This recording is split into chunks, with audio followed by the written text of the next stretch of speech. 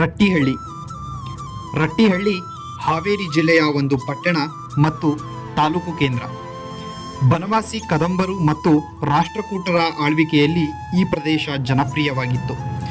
ರಾಷ್ಟ್ರಕೂಟರು ಮೊದಲು ರಟ್ಟಿಹಳ್ಳಿಯನ್ನು ರಾಷ್ಟ್ರಪಲ್ಲಿ ಎಂದು ಕರೆಯುತ್ತಿದ್ದರು ಎನ್ನಲಾಗುತ್ತದೆ.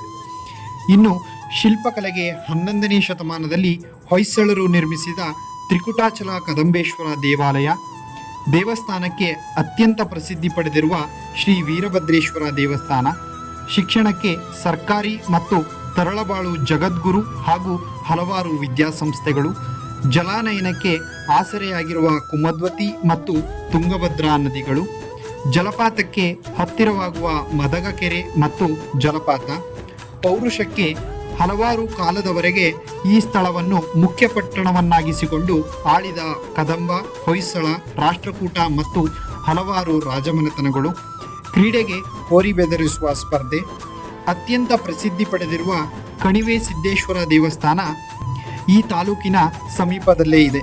ಹೀಗೆ ಹಲವಾರು ವೈಶಿಷ್ಟ್ಯಗಳಿಂದ ಕೂಡಿದ ಹಾವೇರಿ ಜಿಲ್ಲೆಯ ಹೊಸ ತಾಲೂಕು ಇದು ನಮ್ಮ ರಟ್ಟಿಹಳ್ಳಿ. ವಿಡಿಯೋ ಇಷ್ಟ ಆದರೆ ಒಂದು ಲೈಕ್ ಮಾಡಿ, ಶೇರ್ ಮಾಡಿ. ಇನ್ನೂ ಹೆಚ್ಚಿನ ಮಾಹಿತಿಗಾಗಿ ನಮ್ಮ ಯೂಟ್ಯೂಬ್ ಚಾನಲ್ನ ಸಬ್ಸ್ಕ್ರೈಬ್ ಮಾಡ್ಕೊಳ್ಳಿ.